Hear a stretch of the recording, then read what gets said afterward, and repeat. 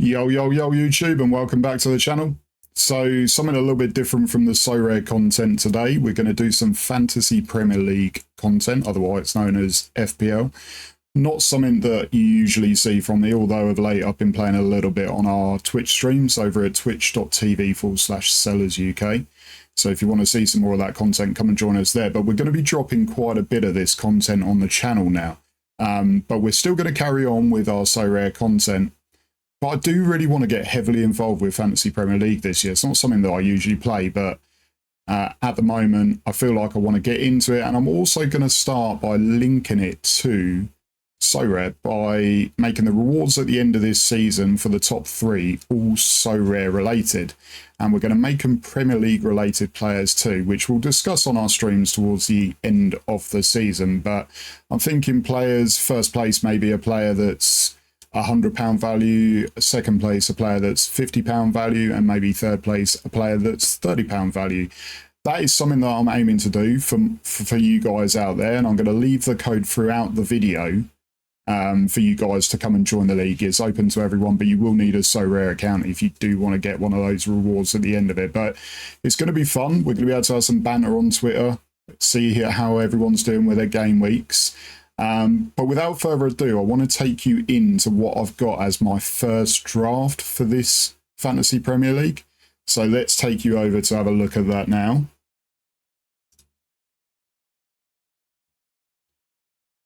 So I'm going to start with the bench in this team, and I'm going to start with the bench keeper. Now, there's a lot of talk at West Ham that Fabianski might end up being a cup keeper for them this season. He's £4.5 million. But the guy that I want to put in this team is £4 million, is Areola.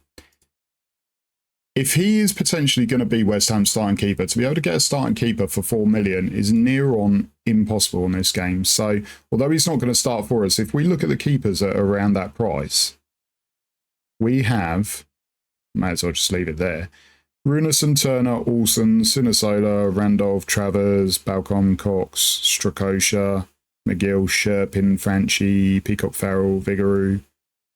You get the point. He literally is the only one when you go through this list that looks like a starting keeper potentially. So we're going to put Areola in. He may never play for us in this team, but for £4 million for a backup keeper that could potentially play, I think he's a no-brainer in terms of that. We're then going to move on to our backup defender. And I want to have a look at a Chelsea defender for this. I feel like Chelsea are going to be much better this season than what they were last season. So we're going to have a look, and we're going to put in a £4 million defender in Gusto, Malo Gusto. Chelsea brought him in January last year, and they loaned him straight back out to Lyon, where he had a pretty decent season until he picked up a hamstring injury and missed quite a few games. He's a right back. He's very talented. He's only 20. Now, I'm taking a little bit of a chance with Gusto, and in the fact that at some stage, I feel like Reece James is going to get injured. I know it's really harsh to say, but he really struggles to stay fit. If that is the case, I feel like Gusto is going to be that first name to come straight into that team. So I think at £4 million to get, at some stage of the season, a potential starting right back for Chelsea is really, really good value. So Gusto's going to play for us there. We're then going to look at another Chelsea defender as well, although he's currently a Chelsea defender, in Levy Colwill. Now, a lot of clubs getting linked with him. Notoriously at the moment, from what I'm seeing, is Liverpool are heavily linked with him. We've been looking at a left-footed centre-back or a left-sided centre-back for a long time. I feel like Levy could fit that bill completely. He's £4.5 million. If he does stay at Chelsea, then he's in a team that I feel like are going to be much better, like I say, next season. So he could still do well there. I don't often look at centre-backs for defenders, but we have got one, maybe two in this team. Don't want to give away too much. But we're putting Levy in there because I feel at £4.5 million for someone who had the tournament that he did in the under-21 Euros is great value. There's a lot of clubs looking at him. Hopefully he stays in England to play his football in the Premier League. So if he does go to another team that's not Liverpool, hopefully he's still starting. So that gives us a starting defender for £4.5 million. Either way, we're playing three at the back in this formation. We're going to go 3-5-2. Obviously, we don't have it set up there, but we are going to go 3-5-2. And I feel like having two options of defenders off the bench that may at some stage play and are of real good quality and real good teams for the combined total of 8.5 million is absolutely perfect. So far we've had minimum players from all their categories of 4 mil keeper? Yeah, 4 mil keeper, sorry. 4 mil defender, 4.5 mil defender. So we're saving a lot on our bench there by having those players in it. I'm going to leave this midfielder for a little bit because, like I say, we're playing 5 in midfield. We're going to go with our starting keeper. And our starting keeper, originally I had Alisson.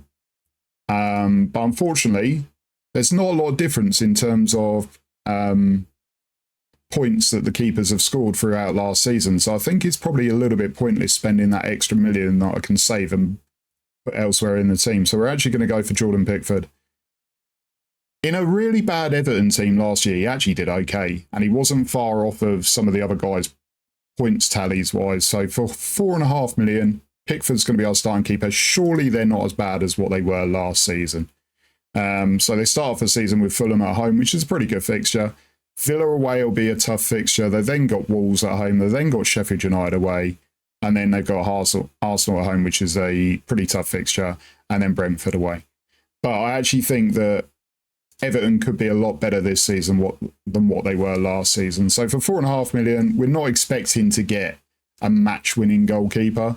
But it allows us to spend those funds in better positions. So first position that we're going to spend some of the extra funds is as a defender. And we're going to go for a Newcastle defender in Sven Botman. Now, there's plenty of options for Newcastle defenders. The only concern I have with Sven Botman is, are Newcastle going to be as solid as what they were last year? Now, I feel like they probably will be. They're going to spend some money. They've already brought Tonali in, which, although I don't want Tonali in my team, I actually feel makes them stronger defensively. So I think Sven Botman is going to do as well this season as what he did last year. And let's be honest, the defenders are not going to be the ones that win you games. It's going to be your midfielders. It's going to be your forwards. But if he can keep clean sheets, then he's going to get us some valuable points in there. Next defender up is from another team that were very solid last season in Brighton. And we're going Estupiñán. 128 points last year. I think he played almost every game. Missed a couple, but not too many. And Brighton start off with some great fixtures. Start off with the newly promoted Luton at home. Wolves away. West Ham at home. Newcastle and Man United are tough fixtures. And then they got Bournemouth again. Again, like I say, your defenders are not going to win you the FPL, but they're also definitely going to help as well. And the Estupiñán will be a solid option. Like I say, Brighton have got a great start to the season. Even if we dump him when they start to get some harder fixtures, although he probably will stay in long term, he is capable of scoring. He's also capable of getting you assists. So, like I say, ideally I'll look at fullbacks, and so far we've got 2 fullbacks and 2 centre-backs.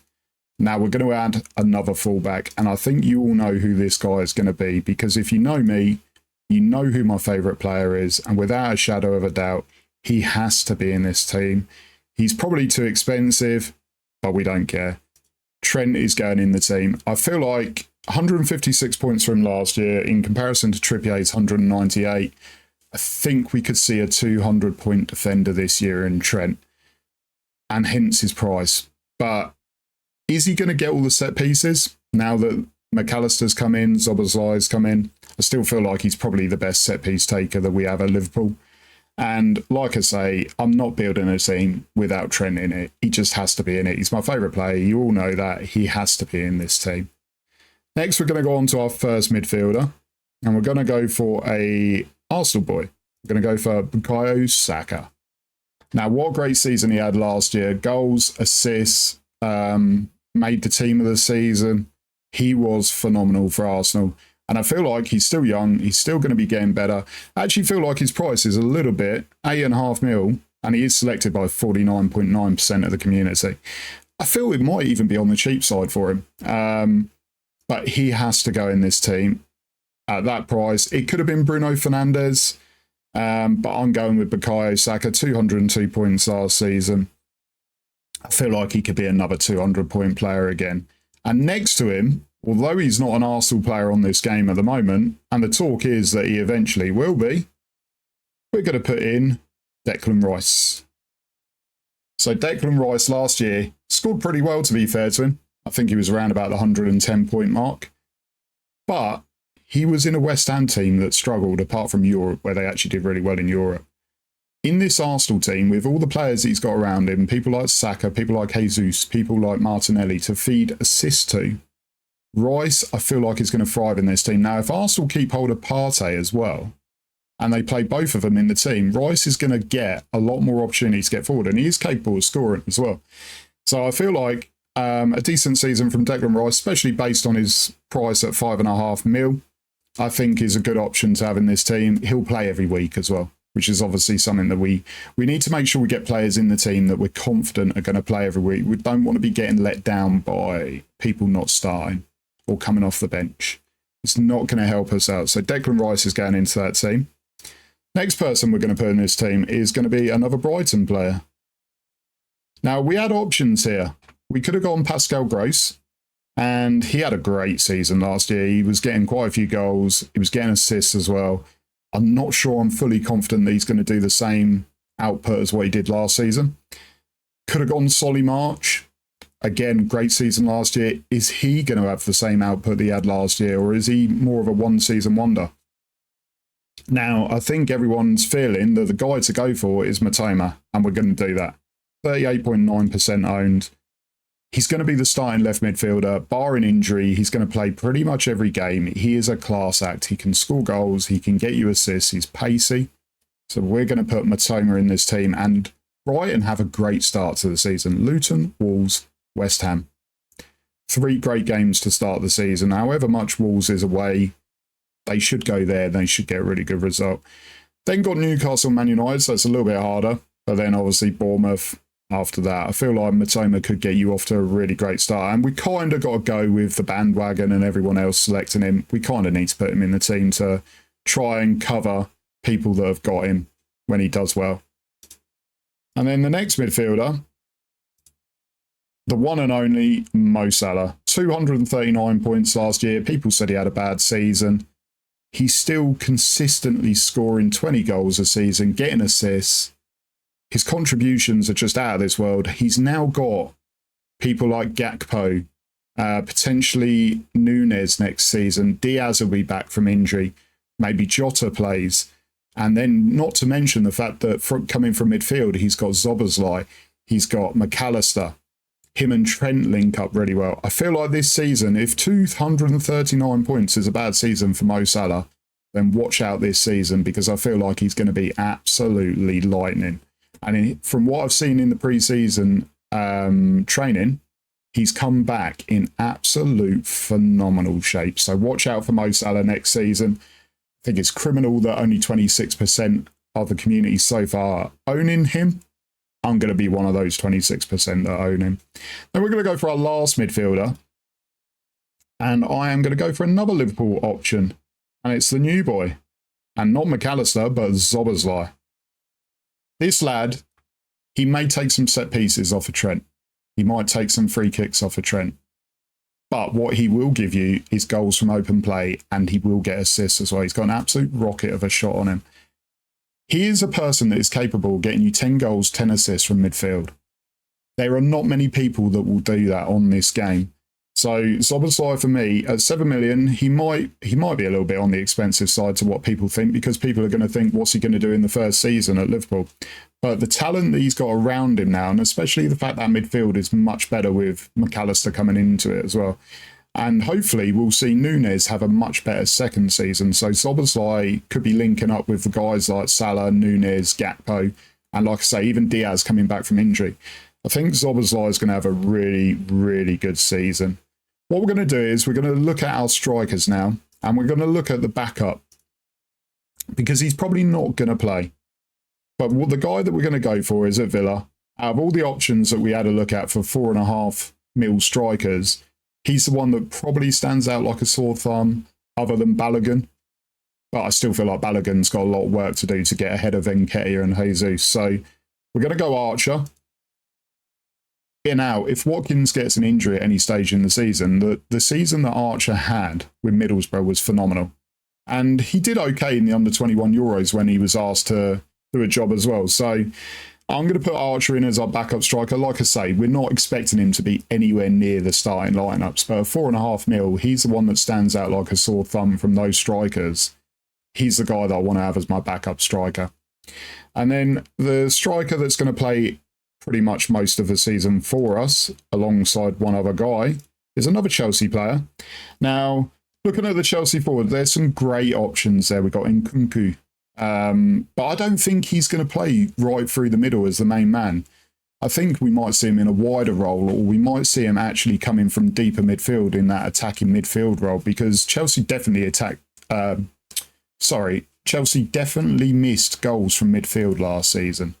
So I think Nkunku, if they do decide to play him more in a number 10 role, he could get you those goals and assists from midfield. So I think Nkunku's a good pickup. At 7.5, we didn't quite have the funds for him. And I feel like he might be a little bit riskier, depending where we don't know where he's going to play. Lukaku, is he going to come back and play? I feel like he's probably going to get a move somewhere. And the same can be said for Aubameyang as well. So we're going to go Nicholas Jackson. The new guy from Villarreal, paid 35 million for him. He had an absolute astounding finish to last season for Villarreal. And he's got everything that Chelsea need. He's an out-and-out goal scorer. He's an out-and-out finisher. He's the guy that I want in this team. And however conflicted I am with the fact that I've got 3 Chelsea players, three Liverpool players, and first game of the new season is Liverpool v Chelsea. So I'm not expecting us to get a ridiculous amount of points, because we're probably going to get cancelled out a little bit on there. But long-term through the season, I think Nicholas Jackson's going to have a really good season for Chelsea. I don't think they're going to be as bad as last season. And now they've got someone who can actually finish the ball, because they actually created chances last year, but no one could finish it. So now they've got an out-and-out striker. And then, is your fantasy Premier League team really a fantasy Premier League team if you do not have this guy in here? Because honestly, if you do not put this guy in, you are not going to win. It is as simple as that. Erling Haaland, 85% owned. Only 15% of the community are not owning him. And that 15% of the community are going to win absolutely nothing. I'm sorry. Haaland is one of those guys that you could arguably put in your starting lineup every week, and providing he doesn't get injured, he could be your captain every week. Especially looking at the first group of fixtures, they've got Burnley away, Newcastle at home, which is probably their hardest fixture for a while, Sheffield United away, Fulham at home, West Ham away, and Forest at home. He started last season. Did he get 10 goals in 6 games last season? He could well do the same this season with those first 6 games. He may even score more. If Man City are if they're in the actual ballpark of where they want to be starting the season, he could be ridiculous for you. So yeah, like I say, there was no way we were going to build a team without Trent Alexander-Arnold and without Erling Haaland. The only question mark I really had was, could I get the funds enough to have Mo Salah as well? And I think we're still able to put together a first draft of a team that actually looks like it's going to be very, very competitive.